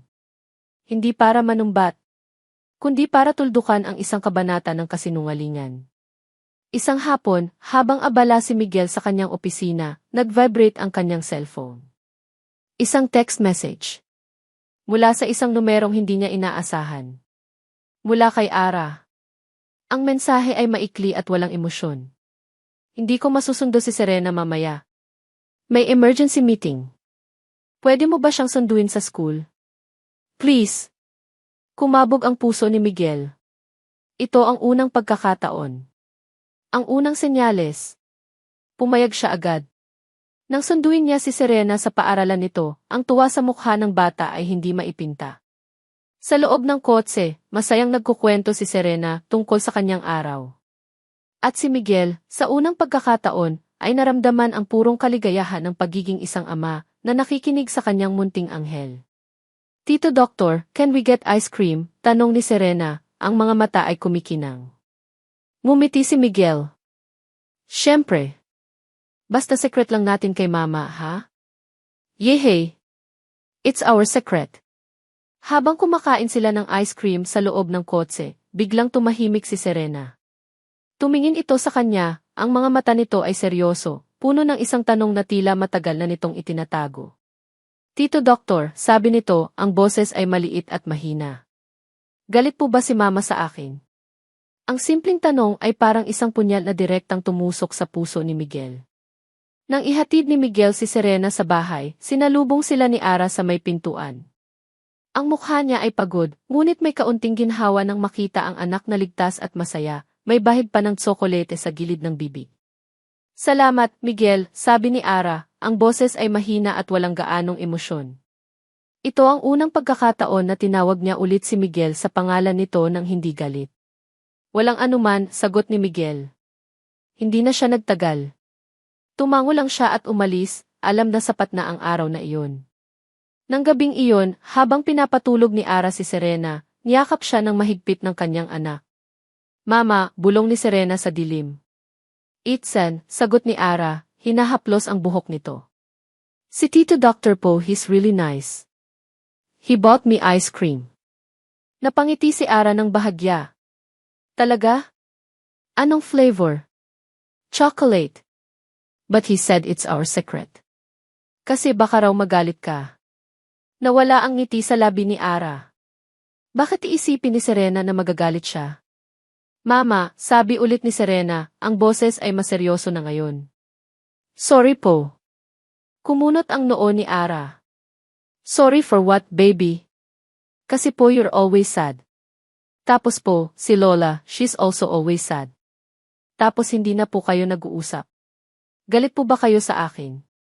Ang tanong na iyon, na sinabi sa isang inosenteng boses ng isang bata, ay parang isang matalim na kutsilyo na bumaon sa puso ni Ara. Mas masakit pa kaysa sa lahat ng kasinungalingan at pagtataksil na natuklasan niya. Sa isang iglap, gumuho ang lahat ng pader na itinayo niya sa paligid ng kanyang puso. Ang galit niya kay Miguel, ang sama ng loob niya sa kanyang ina, lahat ay nawala. Ang tanging nakita niya ay ang kanyang anak, ang kanyang munting Serena, na sinisisi ang sarili sa isang gulong hindi nito ginawa. Niyakap niya ng mahigpit ang kanyang anak. Ang mga luha na akala niya ay naubos na ay muling dumaloy, ngunit sa pagkakataong ito, hindi dahil sa galit o sakit, kundi dahil sa pagsisisi. No, baby. No, hikbi ni Ara, ang mukha ay nakasubsob sa buhok ng kanyang anak. Hindi galit si mama sayo. Never. I'm so sorry, anak. I'm so sorry kung naparamdam ko iyan sayo. Mahal na mahal ka ni mama. Ikaw ang buhay ko. Niyakap niya si Serena hanggang sa makatulog ito, ang kanyang mga luha ay patuloy na tumutulo sa unan. Sa sandaling iyon, napagtanto niya, ang pagiging biktima niya, ang pagkulong niya sa sarili sa sakit, ay nagsisimula ng manakit sa taong pinakamamahal niya sa mundo. Kailangan na itong matapos. Kailangan na niyang harapin ang lahat. Hindi na para sa sarili niya, kundi para kay Serena. Kinabukasan, may bago siyang determinasyon. Pagkatapos niyang ihatid si Serena sa eskwela, kinuha niya ang kanyang cellphone at nagtipa ng isang mensahe. Isang mensaheng pinigilan niyang ipadala sa loob ng mahabang panahon. Para kay Miguel. Mag-usap tayo. Sa labas ng ospital. Pagkatapos ng shift mo. Nagkita sila sa isang maliit at tahimik na kapihan malapit sa dagat. Ang lugar ay payapa, malayo sa gulo ng ospital at ng kanilang mga buhay. Umorder sila ng kape. Sa loob ng ilang minuto, walang nagsasalita. Pinapanood lang nila ang paghampas ng alon sa dalampasigan. Kumusta na siya? Basag ni Ara sa katahimikan. Okay na siya, sagot ni Miguel. Sinabi niya sa akin ang lahat. Natahimik ulit sila. Miguel, sabi ni Ara, ang boses ay mahina ngunit matatag. Sorry. Tumingin si Miguel sa kanya, nagulat. Para saan? Dahil hinusgahan kita. Dahil sa loob ng 8 taon, ikaw ang sinisi ko sa lahat. Hindi ko alam. Hindi ko talaga alam. Umiling si Miguel. Wala kang kasalanan, Ara. Pareho tayong biktima dito. Ako, dahil naniwala ako. Ikaw, dahil nagsinungaling sila sayo. At doon, nagsimula silang mag-usap. Hindi na bilang 2 taong may samaan ng loob, kundi bilang 2 taong nasaktan, na sa wakas ay handa ng magbahagi ng kanilang mga sugat. Kinuwento ni Ara ang sakit ng pag-iisa, ang takot ng pagiging isang batang ina. Kinuwento ni Miguel ang sakit ng pag-aakalang nawala ang kanyang anak, ang bigat ng kasalanang hindi naman niya ginawa. Walang sigawan. Walang sisihan. Tanging pag-unawa at isang malalim na kalungkutan para sa 8 taon na ninakaw sa kanila. Pagkatapos ng pag-uusap na iyon, alam ni Ara na may isa pa siyang kailangang harapin. Pag-uwi niya, naabutan niya ang kanyang ina na nag-iisa sa sala, nakatulala. Umupo si Ara sa tabi nito. Nay, panimulan niya. Tumingin si Lorna sa kanya, ang mga mata ay puno ng pagsisisi. Ara, anak, patawarin mo ako. Umiling si Ara. Hinawakan niya ang kamay ng kanyang ina. Nay, hindi ko alam kung kailan o kung paano. Pero kailangan kong subukan. Tumingin siya sa mga mata nito, ang mga mata na minsan ay ang buong mundo niya. Hindi ko pa kayo kayang patawarin. Sobrang sakit. Pero kailangan kong subukan dahil nanay kita. At mahal kita. Niyakap niya ang kanyang ina, at sa yakap na iyon, naramdaman niya ang unang hakbang, isang maliit at nanginginig na hakbang, palayo sa galit at patungo sa pagpapatawad. Nang gabing iyon, bago siya matulog, muling nag-text si Miguel. Kumusta ka? Isang simpleng tanong. Ngunit ngayon, iba na ang bigat. Nag-isip si Ara. Anong susunod? Ano na ngayon na ang lahat ng kasinungalingan ay nabuksan na at ang tanging natitira ay ang wasak na katotohanan? Bago siya makapag-reply, isang text pa ang dumating mula kay Miguel, na para bang nabasa nito ang kanyang isipan. Anong susunod para sa atin, Ara? Tinitigan ni Ara ang tanong. Para sa kanila. Para sa kanilang tatlo. Tumingin siya sa natutulog na si Serena sa tabi niya. Ang hinaharap. At sa unang pagkakataon, hindi na siya natakot isipin ito. Ngunit wala pa siyang sagot. Nag-reply siya. Hindi ko alam, Migs. Hindi ko alam. Ang text message ni Ara na hindi ko alam B ay hindi isang pagsara ng pinto para kay Miguel. Ito ay isang pag-amin ng pagkalito, isang pag-amin ng kawalan ng kasiguraduhan. At para sa kanya, iyon ay sapat na. Mas mabuti iyon kaysa sa isang matigas na hindi. Mas mabuti iyon kaysa sa katahimikan. Iyon ang naging hudyat para kay Miguel. Hindi para pilitin ang sarili, kundi para patunayan ito. Alam niyang hindi niya maibabalik ang 8 taon. Alam niyang hindi mabubura ng anumang salita ang mga kasinungalingan. Kaya nagpasya siyang huwag nang tumuon sa nakaraan. Sa halip, ibubuhos niya ang lahat ng kanyang lakas sa pagbuo ng isang bagong kasalukuyan. Hindi para kay Ara. Hindi pa. Para kay Serena. At doon nagsimula ang lahat. Ang mga sumunod na linggo ay naging isang dahan-dahan at maingat na sayaw. Hindi na siya isang estranghero na biglang sumulpot. Naging isang presensya siya. Isang permanenteng bahagi ng buhay ni Serena. Naging isang routine ang pagsundo niya kay Serena mula sa eskwelahan tuwing hapon. Sa una, ito ay kapag may emergency meeting di si Ara. Pero di nagtagal, naging regular na ito.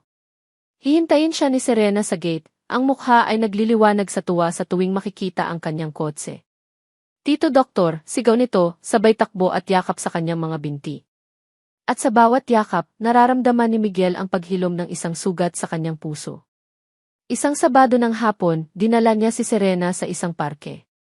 Dala niya ang isang luma, ngunit mahalagang bagay mula sa kanyang pagkabata, ang kanyang unang bisikleta, na pininturahan niya ulit at inayos para sa kanya.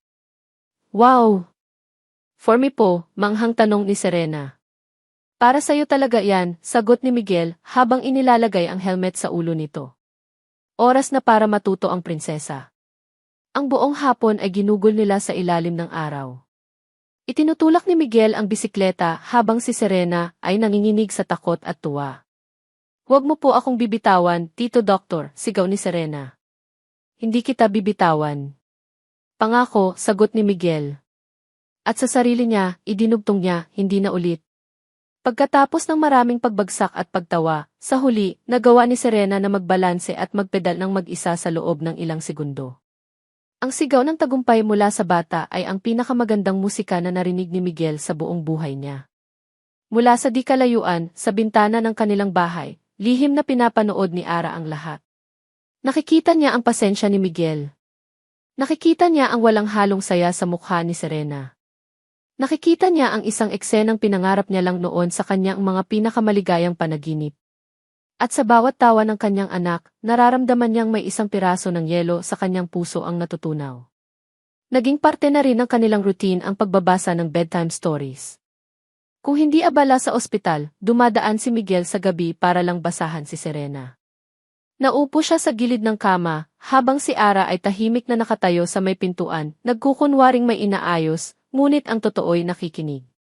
Nakikinig sa malumanay na boses ni Miguel, habang ginagampanan nito ang papel ng isang ama na matagal nang nawala. Isang gabi, pagkatapos niyang basahan si Serena, naabutan niya si Ara sa kusina, nagtitimpla ng kape. Gusto mo, alok ni Ara, hindi nakatingin sa kanya. Sige, sagot ni Miguel. Umupo sila sa maliit na lamesa sa kusina. Ang katahimikan sa pagitan nila ay hindi na kasing bigat ng dati. Mayroon na itong bahid ng komportable. Salamat, Miguel, sabi ni Ara, nakatingin sa tasa ng kape. Para saan? Kay Serena. Masaya siya. Masaya siya kapag kasama ka. Tumingin si Miguel sa kanya. Masaya rin ako kapag kasama ko siya. Alam ko. Isang gabi ng Biyernes, habang ihahatid niya si Serena, umuulan ng malakas. Nag-aalala si Ara. Miguel, baka pwede dito ka na lang muna maghapunan, alok ni Ara, medyo nahihiya. Maghintay ka munang humina ang ulan. Tumango si Miguel, sinusubukang itago ang tuwa sa kanyang puso. Iyon ang kanilang unang hapunan bilang isang pamilya. Silang tatlo sa isang maliit na mesa. Si Aling Lorna ay nasa silid nito, Simula nang magkausap sila ni Ara, madalas na itong nagkukulong na para bang binibigyan sila ng espasyo. Ang usapan ay simple lang tungkol sa eskwela ni Serena, sa trabaho sa ospital. Ngunit ang pakiramdam ay napakalaki. Normal. Ito ay normal. Nang tumila na ang ulan, nagpaalam na si Miguel. Habang naglalakad siya palabas, sumunod si Ara. Nakatayo sila sa may pintuan, sa ilalim ng maliit na ilaw sa labas. Miguel, sabi ni Ara. Yung tungkol sa atin sa tanong mo noon. Huminga siya ng malalim. Siguro pwede nating subukan. Dahan-dahan. Bago pa man makasagot si Miguel, isang kamay ang humawak sa kamay niya. Ang kamay ni Ara. At sa pagkakataong ito, hindi niya ito binawi. Ang init ng palad nito ay gumapang sa buong katawan ni Miguel, isang init na 8 taon niyang hinanap. Ngunit tila may ibang plano ang tadhana. Nang nasa kalagitnaan na sila ng kanilang dahan-dahang pagsisimula, isang bagong unos ang paparating. Isang gabi, tumawag ang nanay ni Miguel mula sa Amerika. Miguel, anak. Nabalitaan namin ang lahat mula sa tita Carol mo. May apo na pala kami. At binalikan mo raw ang dati mong nobya. Ang boses ng kanyang ina ay pinaghalong gulat at isang bagay na hindi niya matukoy. Ma, it's complicated. Hindi, anak. We're coming home. Gusto naming makilala ang bago mong pamilya. We've already booked our tickets. See you next week. Pagkababa ng telepono, napabuntong hininga si Miguel. Ang kanyang pamilya. Ang mayaman at tradisyonal niyang pamilya. Hindi niya alam kung paano nila tatanggapin si Ara, isang single mother na yaya, at ang buong sitwasyon. Ang katahimikang nagsisimula palang mamuo ay tila muling haharap sa isang bagyo. Ang balita ng pagdating ng pamilya ni Miguel ay parang isang malamig na hangin na muling nagpatigas sa puso ni Ara. Ang kaunting kumpiyansa na nagsisimula palang mamuo sa kanya ay biglang nanghina. Paano kung hindi nila ako magustuhan, Migs? Tanong niya isang gabi, ang boses ay puno ng pag-aalala. Paano kung hindi nila matanggap si Serena? Hinawakan ni Miguel ang kanyang mga kamay. Ara, tumingin ka sa akin, sabi niya, ang boses ay matatag. Ang mahalaga ay kung ano ang tingin ko sa inyo. At para sa akin, kayo ang mundo ko. Haharapin natin sila ng magkasama. Okay. Tumango si Ara, ngunit ang takot ay naroon pa rin. Ang pamilya de la Cruz ay hindi lang basta pamilya. Sila ay mayaman, edukado, at may pangalan sa kanilang komunidad sa Amerika. At siya, isa lang siyang simpleng nurse na may anak. Ang agwat ay parang isang malawak na karagatan. Dumating ang araw ng kanilang pagkikita. Isang hapunan sa isang mamahaling restaurant.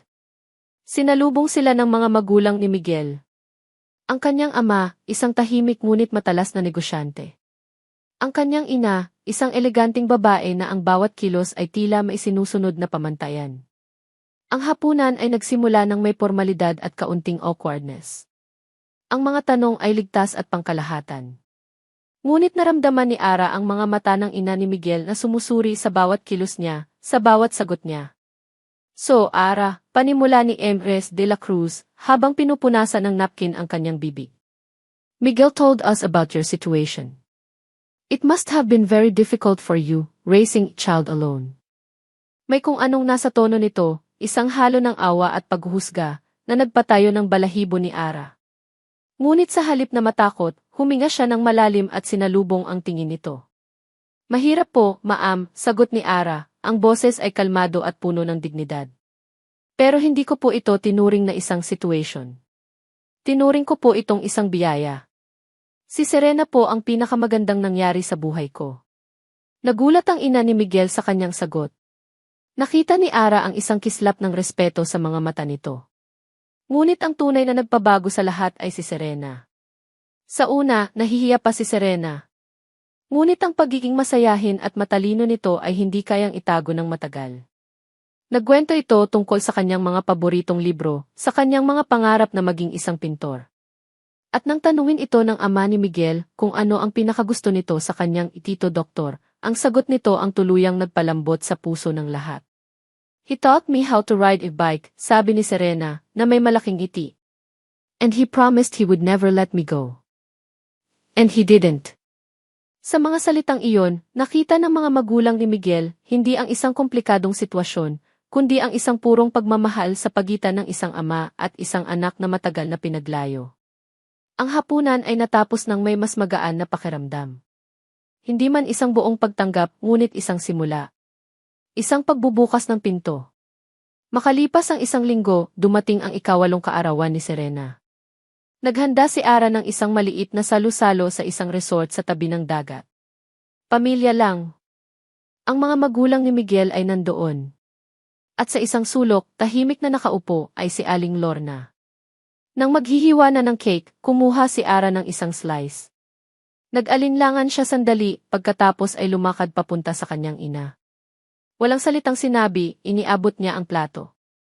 Tumingala si Lorna, ang mga mata ay puno ng luha. Tinanggap nito ang cake. Salamat, anak, bulong nito. Iyon ay hindi lang isang piraso ng cake. Iyon ay isang piraso ng kapatawaran. Habang papalubog na ang araw, at ang langit ay nagkukulay kahel at lila, niyaya ni Miguel si Ara at Serena na maglakad sa dalampasigan. Ang hangin ay sariwa at ang tunog ng alon ay payapa. Huminto sila. Tumingin si Miguel kay Serena. Happy birthday, Juday Princess. Thank you po, Tito Doctor. I mean. Papa, nahihiyang tanong ni Serena. Napangiti si Miguel, ang puso ay umaapaw. Yes. Papa. Pagkatapos ay lumingon siya kay Ara. Ang mga mata niya ay puno ng isang pagmamahal na mas malalim at mas matatag kaysa dati. Ara, panimula niya, ang boses ay nanginginig ng bahagya. 8 taon.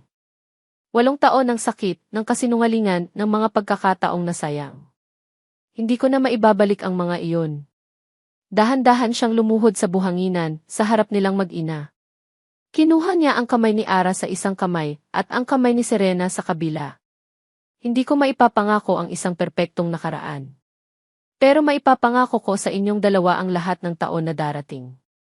Isang hinaharap na puno ng katotohanan, ng pag-aalaga, at ng pagmamahal.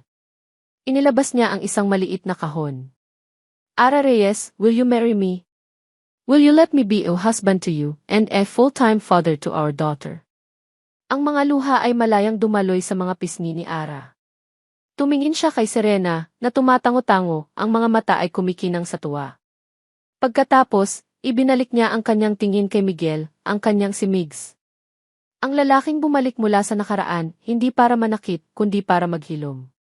Ang lalaking pinatawad na ng kanyang puso. Tumango siya, ang mga luha ay nagiging luha ng kaligayahan. Migs, sabi niya, ang boses ay basag sa saya. Isinuot ni Miguel ang singsing sa kanyang daliri. Tumayo siya at niyakap sila pareho. Isang mahigpit na yakap. Ang unang yakap nila bilang isang buong pamilya. Sa ilalim ng papalubog na araw, sa tabi ng dagat na saksi sa lahat, ang kanilang wasak na kahapon ay sa wakas ay nagbigay daan sa isang pag-asang puno ng liwanag. Ang kanilang muling pagsisimula. At dito nagtatapos ang kwento ni Ara, Miguel at Serena. Mula sa kaibuturan ng aking puso, maraming salamat. Salamat sa pagsama ninyo sa akin sa bawat kabanata, sa bawat pagtawa, at sa bawat pagpatak ng luha. Habang isinusulat ko ang kanilang kwento, para bang naging totoo sila sa aking isipan. Naramdaman ko ang bigat ng 8 taon na tiniis ni Ara. Naramdaman ko ang pagsisisi at pag-asang daladala ni Miguel. At higit sa lahat, naramdaman ko ang komplikadong pagmamahal ng isang ina, na kung minsan, dahil sa sobrang pagnanais na magprotekta, ay siyang nakakasakit. Ang kwento nila ay isang paalala na ang pag-ibig ay hindi palaging perpekto. Madalas, ito ay magulo. Ito ay masakit. Ngunit ipinapakita rin ito na ang tunay na pag-ibig ay mapagpatawad. Na ang pinakamalalim na sugat ay kayang hilumin ng katotohanan, at ang pinakamatitigas na puso ay kayang palambutin ng pag-asa. Ito ay kwento ng mga pangalawang pagkakataon, hindi lang sa pag-ibig, kundi sa pamilya at sa ating mga sarili. Ngayon, nais ko namang marinig ang inyong boses. Ano ang tumatak sa inyong isipan? Aling eksena ang nagpaiyak o nagpakilig sa inyo? Ano ang aral na inyong natutunan sa paglalakbay ni Ara at Miguel? Ibahagi ninyo sa comment section sa ibaba. Nais kong basahin ang bawat isa. Muli ang aking taos-pusong pasasalamat sa inyong lahat. Hanggang sa muli nating pagkikita sa susunod na kwento. Ang inyong tagapagsalaysay nagpapaalam.